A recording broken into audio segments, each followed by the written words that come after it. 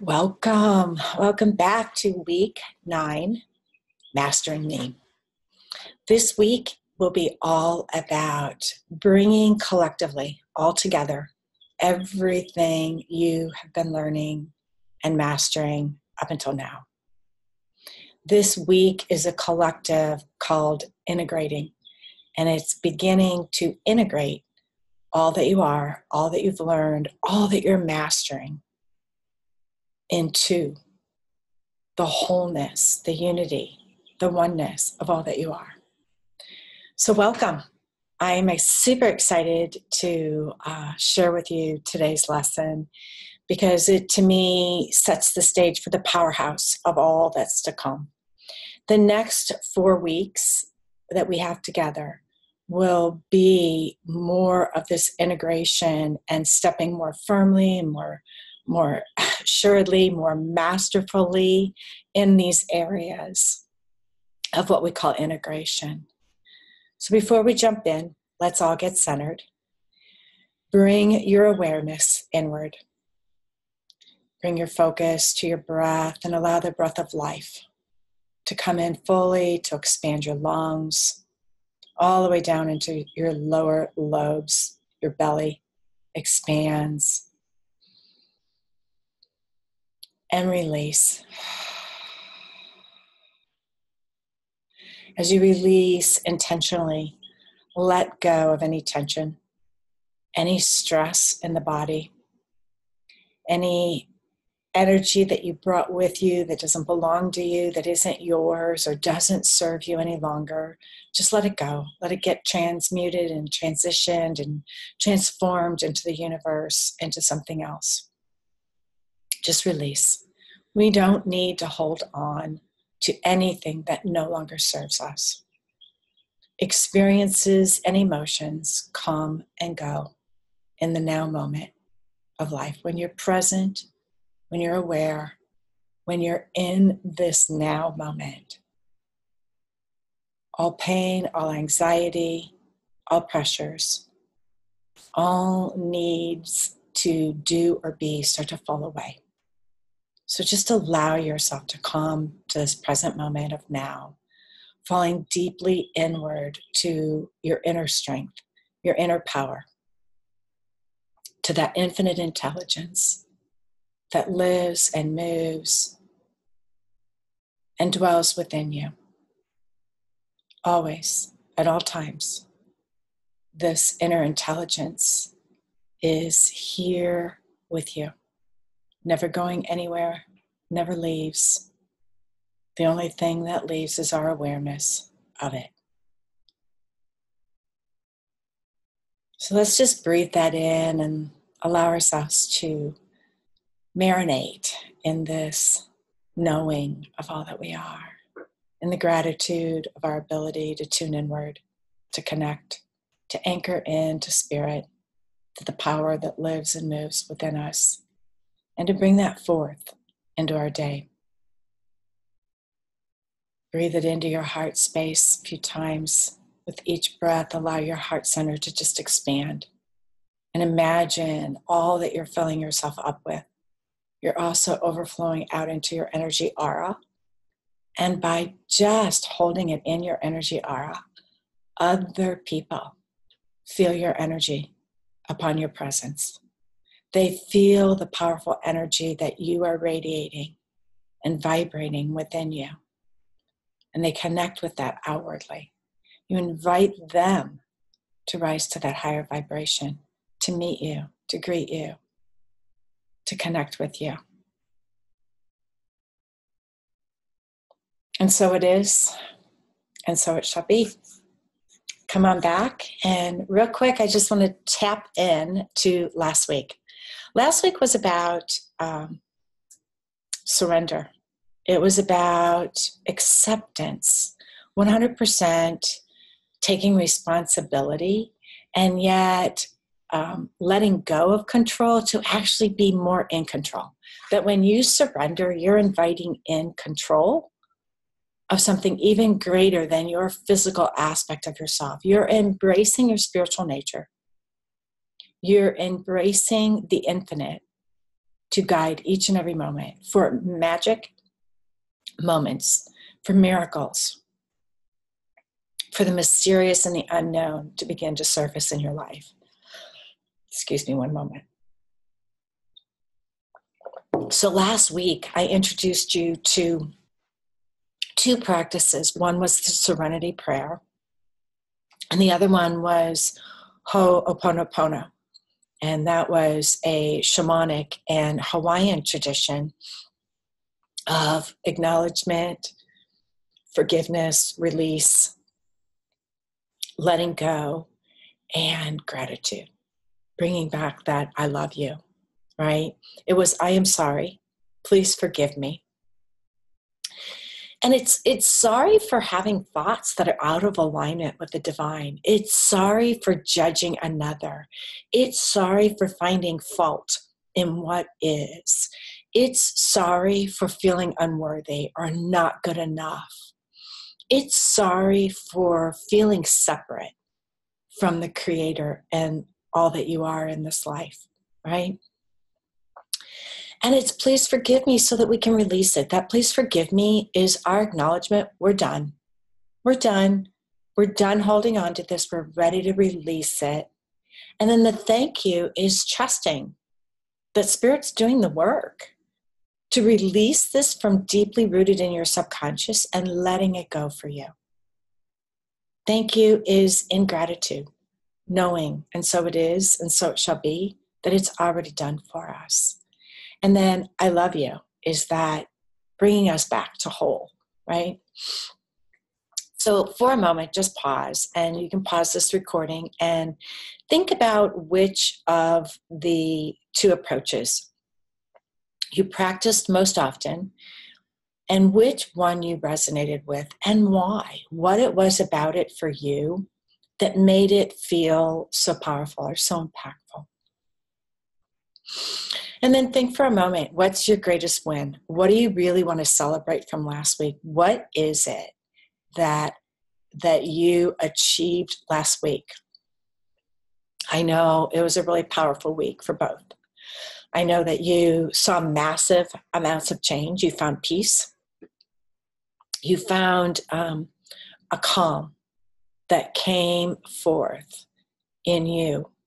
And that calm alone is, to me, that infinite slate or screen of infinite potential and possibility, that you're not obstructing it with any thoughts or restrictions or limitations, and that you're open to your own growth, to life unfolding for your best behalf, and that you're not controlling it. That calm, that peace that comes over you is all part of this experience. So today's lesson, we're going to take even deeper, and we're going to talk about integrating. Doing the work is what I call it. I'm going to flip over and share my screen and go through just a few slides that I think will help be a little more powerful in sharing this information with you. So the first screen is, what does it mean to integrate, right? Integration is when we begin to take what we know and combine it to something even bigger, even bolder, even more. It's like taking the bits and pieces of all that we are to make us whole. And up until now, we've been together for 8 straight weeks. And of those 8 weeks, you have really taken on a lot of information. And I want to say that now it's time. Now it's time to integrate all of this together. So what does it mean? It means to combine with, to make whole. So integrating, to me, is a challenging word. It's used a lot in the psychedelic society. People with PTSD have been shown to have great success and results with use of psychedelics to expand their consciousness. But unless they integrate what they learn, it was just pure entertainment. So the same thing goes with this particular program that you're in right now. You signed up for something more. You signed up for change. You signed up for results. You signed up to see a difference in you. And it's really time to begin to integrate every single thing that you've been applying, learning, and mastering to allow yourself to take it to an entirely new level. So integrate means to combine and make whole. It's about doing the work, right? Excuse me. In life, we don't see changes unless we do the work. We can go to hear a speaker, and if we just go and listen and we don't integrate what we've learned, we haven't done the work. We haven't integrated the new processes, the new procedures, the new ways of being into all that we are. So the work is the necessary work that we must all do to reach and find that place within us of peace, of love, and harmony in our life. I call it dealing with the dung. Dung is the crap that we really don't want to deal with. It's the stuff we avoid by putting an addiction in place.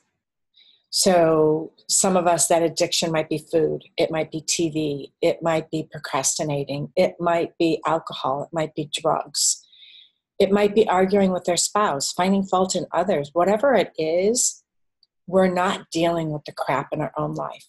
There's a discomfort. There's a unease within us that we're not willing to explore and deal with. Psychologists call this the inner child. So another way of looking at this integration work is healing the inner child. And I like to say that the healing the inner child is really loving, accepting, and supporting that part of us that feels hurt, wronged, unsupported, or unloved. So creating this wholeness, this unity, and this harmony within us starts with us. But we couldn't get here where we're at today to incorporate all of this without what we've just learned. And here's why. One was finding that inner power. If we can't find that part in us that is our higher self, that is one with spirit, that is divine in nature, if we can't get there, if we can't find that and anchor that in, we can't help the inner child. We can't communicate and connect and compassionately educate and inform and listen to the woes and the pains and the discomfort of that inner child. Week 2 was all about love. If we don't have self-love, how can we love our inner child enough to gain their respect, the integrity, the trust that's necessary to move forward? Week 3 was about feedback until we were able to tune in to actually learn to listen and observe and notice the feedback that we were getting from the discomfort in our life. This week's lesson wouldn't matter. Week 4 was all about deserving. Until we felt deserving of more, we weren't going to explore the pain and the discomfort that was arising within us from unhealed emotional past. And week 5 was about intention, knowing what your intention is. Hopefully by now, there are still some things that haven't been released. And I don't mean that hopefully, like I hope you still have work to do. But if we're breathing, no, we all have work to do. That at every level of our growth, new work will show up for us to heal at that level. That's part of what this journey is about. Your role here is to really integrate all 4 aspects of you: the spirit, the body, the mental aspect of you, and the emotional aspect of you all together in a loving, compassionate, and kind way. So when that becomes your intention, when your intention really is wholeness, it really is peace, it really is happiness, it really is love, when those quadrants become more important than you being right or you staying stuck, then you move forward. Week 6 was an introduction into quantum. This is the week where I really had you look at judgment and what it is that holds us into the linear aspect of life. There's a quantumness about the world, and it exists when we step into acceptance. And you cannot be in acceptance until you've noticed how much and where you're still judging. And I'm going to tell you that this is me too. I get to notice day in and day out in my conversations with other people that I'm judging. I love it when I'm around people that are on the same path because they notice my judging. You know, I go to visit my kids and we're playing games I've never played before, and I've got a judgment that they're better than me because they've played before. That doesn't have to be so.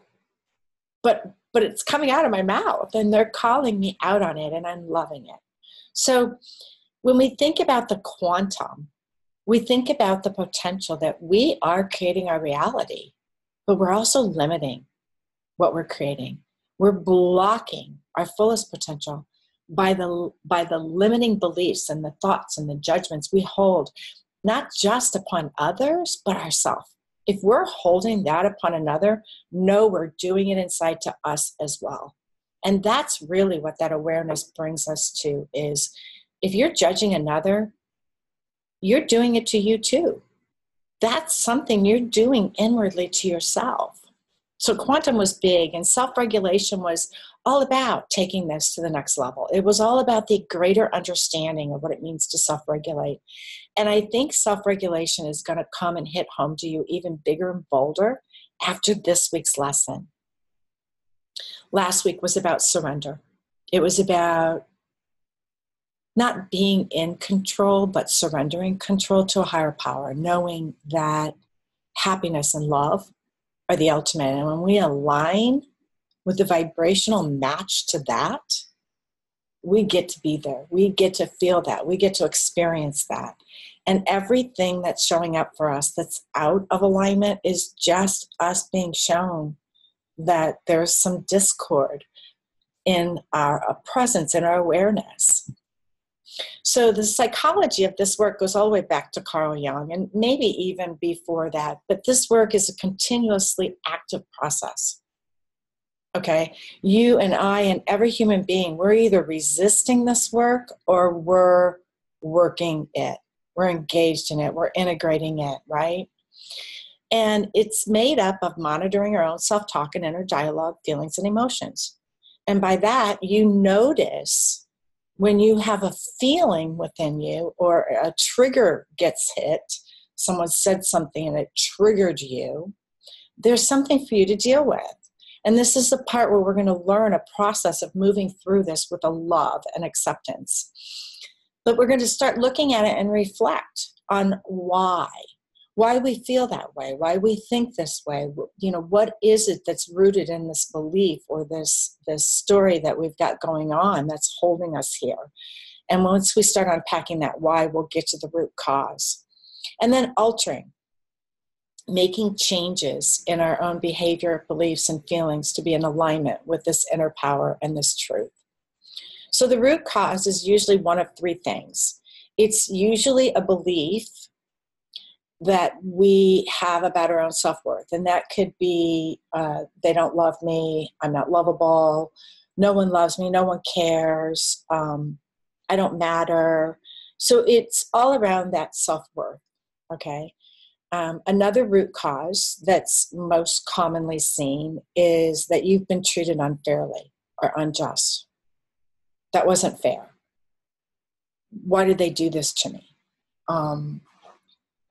Judging and comparing others. This is where comparison comes in. You know, they treat my brother differently. He gets to do whatever he wants, and I'm always punished. They're mean to me. You know, feeling treated unfairly, unjust, and it's feeling that others don't treat us in a way that we expect to be treated. And the last one is a strong conviction to change what has occurred, or an inability to accept it and move on. That should be move on. So knowing that these are what affect us the most, we get an opportunity to look at and see where we might have any of these feelings.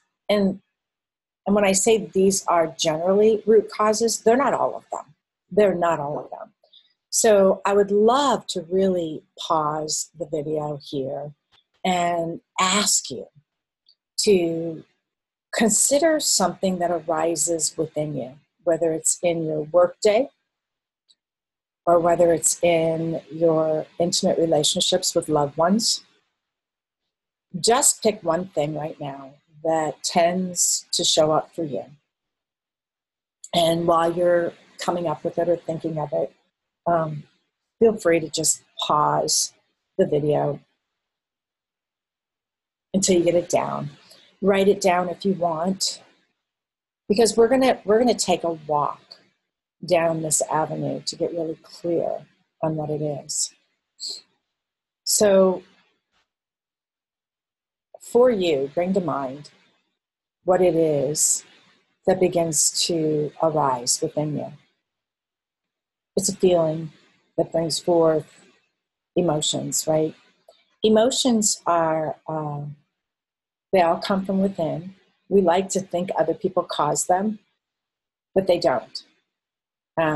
We create the emotional feeling that we've assigned to something based on our inner beliefs and the stories and the beliefs and behaviors that we've put in place for us, right? So some of us think that people need to act a certain way for us to feel love. And we have to ask ourselves why we would feel that way.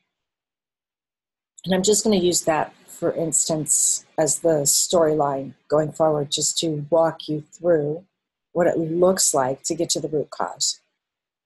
So we might feel that in our childhood, my parents didn't love me. This was something I held on to pretty strongly. Every time I felt treated unfairly because they treated me different than my brothers, I was validating my belief in the story I told. So we all hold on to a story. For me, I have to get to the root cause. Why do I believe this? You know, generally speaking, at some point in time, and you might have come into this life experience with it, but generally speaking, it really got validated or rooted in your emotional body at a very young age. Could have been 2, could have been 5, could have been 8.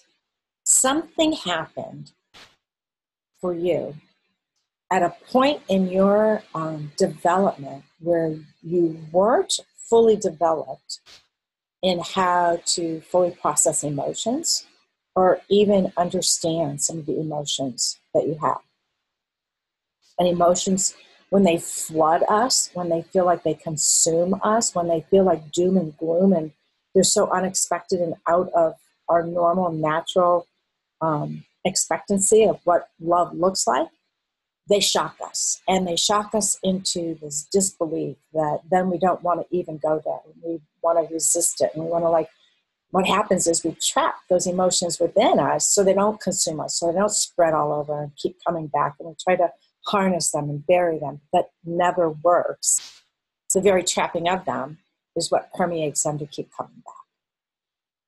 So once we get to the real why, we can really look at the truth. Is that true? You know, first of all, where does love really come from? Love is a feeling. Love is an emotion, but we create it. We like to think, or we've put meaning, and a lot of people, especially in the Western world, have this belief. If you look at Eastern cultures and Taoism, Buddhism, it's within, and they don't think it comes from other people. In the United States of America, I was sort of grown in a culture and a family and an environment of not really a lot of self-worth, that thinking of myself as even worthy was conceited. It was not appropriate. It was not correct. And I've had a lot of unlearning and undoing to tend to in my own healing and finding truth within me. So that's where this higher self, the very first lesson we ever embraced was our inner power and getting anchored into our inner strength. This is where our inner strength gets to come and have a relationship with this inner child. You get to act as the parent to this child, to ask questions, to understand where this thought came from, like a sit on my lap, loving, intimate moment with yourself to say, I'm here. I'm sorry. Up until now, I haven't heard you. I haven't listened. I just tried to push you away. I'm ready to hear you. I'm ready to listen. I'm ready to understand. And I'm ready to help. I'm ready to love you right where you are. I'm ready to help educate you and inform you on the truth, the real truth. And I'm ready to love you unconditionally, right? So this is where you really get to embrace this part of yourself, this aspect within you that feels less than, that feels unworthy, that feels like you're treated unfairly, that feels something has happened that is so challenging to change. And don't get me wrong, I know that there are some really traumatic experiences that happen. I've worked with clients in all aspects. And I'm not saying that what happened to you goes away, that it is made right. What I am saying is that you will no longer want to hold on to it to keep perpetuating the pain. That you'll get to a point of saying and accepting, yes, it happened. Yes, it was wrong. It happened, but who I am still worthy of love. That comes from within me. I still love myself. And if I don't, I'm going to begin right now to learn to do that anew. That I'm going to begin to forgive and begin to feel what that love feels like and bring it back in to my own life, to my own reality.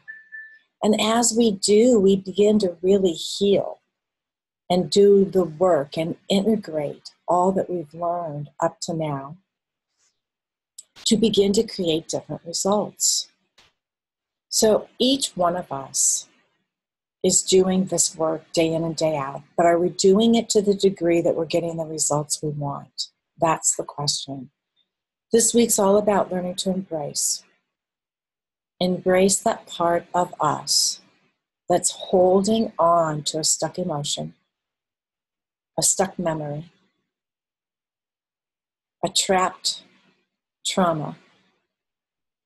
To nurture that part of us, to hear, to listen, to understand why. And why is the big thing. I think, I like to think that life is a tapestry and we're all just a thread in that tapestry. So imagine there's a thread that goes through you and take that why all the way down to the root cause. Like that thread has at the base of it some root cause of feeling either unworthy, unfairly treated, or unable to move beyond what has happened. And when you can't move beyond what has happened, you're continually reliving the past. You're continually bringing the past present and causing your own suffering. When you finally let it go, it isn't giving them permission to do it again. It's learning that you have the power within you to align with this innate, this infinite strength and power that lives and breathes and moves in you, to come back to your center and find your wholeness that pure love, that pure peace that exists within you. Getting clear on your why will take you beyond the pain. So it's really about incorporating in that nurturing, that love, that understanding, and then educating that part of us to what it couldn't see in the moment. You know, we all act out of the level of consciousness that we're operating in the very moment that we are. And that's something that you've got to, as you've gone through the last 8 weeks with me. You have seen how judging others happens from a level of your consciousness. That when you move to a higher level of consciousness, you actually look at an aspect in another, not as judgment, but as compassion. You actually pull from within you compassion, and you send them love instead of judging them. So moving forward in your own healing is also sending compassion to that part of you. It's able to love yourself fully, to integrate all of you into this wholeness, this unity, this harmony, right? That is you.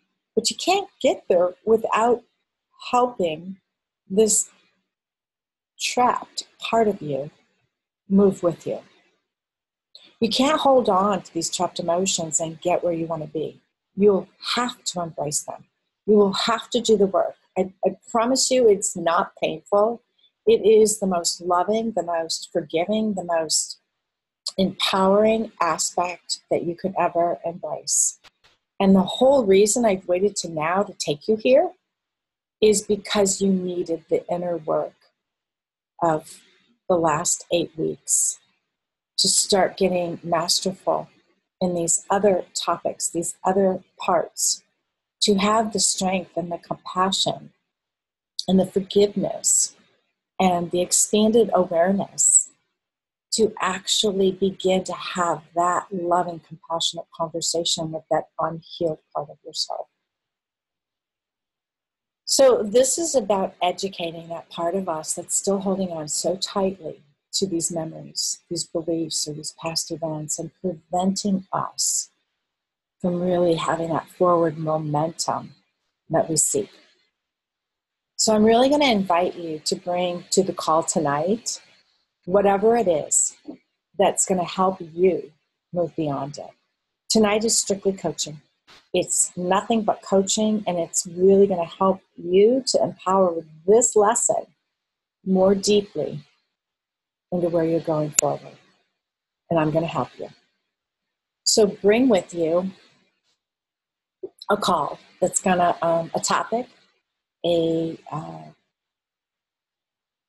a topic or a angst or a judgment or a block that you know is standing in your way of moving you forward on your journey. And the life work for the week is to heal. It's to integrate. It's to become whole. And I'm going to invite you in your meditation, at least one of your meditations a day, that you take 10 or 15 minutes to look at and explore an aspect of yourself that you may need to fully nurture and understand. And if the vision of holding that small you on your lap with love and embrace, compassion, honey, tell me more. Why? Why do you feel that way? And knowing that asking why isn't in judgment, it's to better understand. So you can help to educate that part of yourself with the higher wisdom that your inner power has, that your inner you, your higher self, harnesses and embraces, that you can really begin to shine the loving light of awareness on those dark aspects within yourself, that you can begin to light them up with the truth. And when that truth is felt, there's a healing for all. There's a healing for that inner child part of ourselves, those unhealed aspects. And there's a glorious love that just fills and consumes us in that moment. So this is the life work for the week. And I will also be having, it's free to the public. I don't know if it's going to fit in your schedule or not, but this coming up Friday, I'm hosting a free webinar. So if you want to join, if you know someone that you want to invite to join, it's open to the public and it is calling. It's called Healing the Inner Child. It's about doing the work. It's about integrating all that we are into a loving, compassionate way of embracing that part of us that needs to be healed, that needs to be loved, that needs to be understood and educated, into growing and letting go and moving beyond the pain, beyond the hurt, beyond the stories that are holding us stuck. So that webinar is going to be at noon on Friday and also at 6 p.m. on Friday. And both of those are Central Standard Time if you're in a different time zone. But again, they are open to the public and they're not just for people doing the work. They're for educators as well. If you're a parent and you have small children, you might come to this webinar strictly as a parent to how can I best help my children? Because one thing we do to our children and to other people when we're coaching or training them is we try to tell them not to think that way. Just get up, just get motivated, just do this, just do that. And while that's important and helpful, it's only helpful if we're whole. If we're coming from a place of being whole and complete and inspired and motivated and empowered. But if we're lacking in any of those, what would best benefit that child is that compassion, that understanding. And while I know that isn't offered in the middle of a grocery store when a temper tantrum breaks out, later, when everyone's calm and at home, it's always helpful to go back to that situation. The same with yourself. Dealing with your own interpersonal upheavals or triggers may not be appropriate in the middle of your workplace in a business meeting with your peers. But knowing and letting your inner self know that you're going to deal with this later, that you're going to take the time to better understand and explore this emotion and find out why you're still triggered by this. That's love. That's compassion. Go there. Don't forget you said you would. Make that your strong intention and be certain to get back to it with love and compassion. So this is awesome for anybody who coaches, anybody who helps to heal others, anybody who is a parent or in an intimate relationship. Because even in intimate relationships, we deal with a loved one. And it's not about fixing them. It's about helping ourselves even understand what we're experiencing through them. Because whatever showing up for us is for us to heal, right? But as we model that to someone else, we teach them as well how to begin to do the inner work and heal those parts of themselves. So people learn best from us being a mentor to them, being a model to them, being an example of what they most want to learn or be or do. So without further ado, I hope you've enjoyed this lesson immensely. I hope it empowers you into quantum leaps in the future. I'm super excited to address these things tonight on the call and again on Friday to really permeate this lesson in a really deep and meaningful way to take you into quantum leaps, like I said, because everything you've learned up to now is mastery. It's taking you into a level of mastery in your own life. From here, next week is mental mastery, and then emotional mastery, and then living from that point of power. So these next 3 weeks are all about really embracing what this week offers and really owning that level of mastery and taking it to a whole new level. And so it is, and so it shall be. I'll end the call and say namaste. The divine in me sees and recognizes the divine in you.